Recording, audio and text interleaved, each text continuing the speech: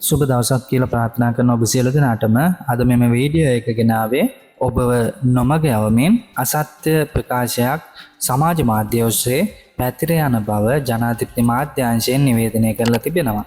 ජනාධිපති අනුර කුමාර මහතා ලෝක බැංකුව සමග හවුල්කාරීත්වයෙන් රුපියල් 10000ක ත්‍යාග මුදලක් අනුමත කර තිබෙනවා කියන කාරණය තමයි මෙය දුප්පත් ශ්‍රී ලාංකික පුරවැසියන්ට ප්‍රදානයක් වශයෙන් ජනාධිපති අනුර කුමාර දිසානායක මහතා ත්‍යාගයක් වශයෙන් ප්‍රදානය කරන බවට අසත්‍ය ප්‍රකාශයක් සමාජ මාධ්‍ය ඔස්සේ ප්‍රචාරය කරමින් පවතින බව ජනාධිපති මාධ්‍ය නිවේදනයේ සඳහන් වෙනවා. ඒ ලබා ගන්න ආකාරය පිළිබඳවත් පහත ලින්ක් එකෙන් ගොස් එහි රෙජිස්ටර් වෙන ලෙසත් එම ලින්ක් එක පළ කරලා තිබෙනවා.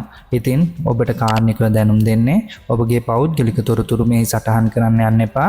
මේ අසත්‍ය ප්‍රකාශයක් බව පවසමින් මාධ්‍ය නිවේදනයක් ජනාධිපති මාධ්‍යාංශය මගින් ප්‍රකාශයට පත් කරලා තිබෙනවා. ඉතින් සමාජ මාධ්‍යයන් ඔස්සේ ප්‍රකාශයට පත් කරන සියලුම කාරණා සත්‍යයයි සලකන්න එපා. මොකද එය අසත්‍යයක් වෙන්න පුළුවන්. ඔබ නොමග යවන්න පුළුවන්. රට තුල කැළඹීමක් ඇති කරන්න පුළුවන්. ඉතින් සත්‍ය තොරතුරු නිතරම ඔබ අතරට ගෙන එන අපි SL 360 ප්‍රවෘත්ති නාලිකාවයි. අපගේ නාලිකාව subscribe කරලා නැත්නම් දැන්ම subscribe කරන්න. ඒ වගේම bell button එකත් on කරලා තියාගන්න. අපි වීඩියෝ එක අප්ලෝඩ් කරපු සැනින් ඔබට notification එකක් මාර්ගයෙන් දැන ගැනීම සඳහා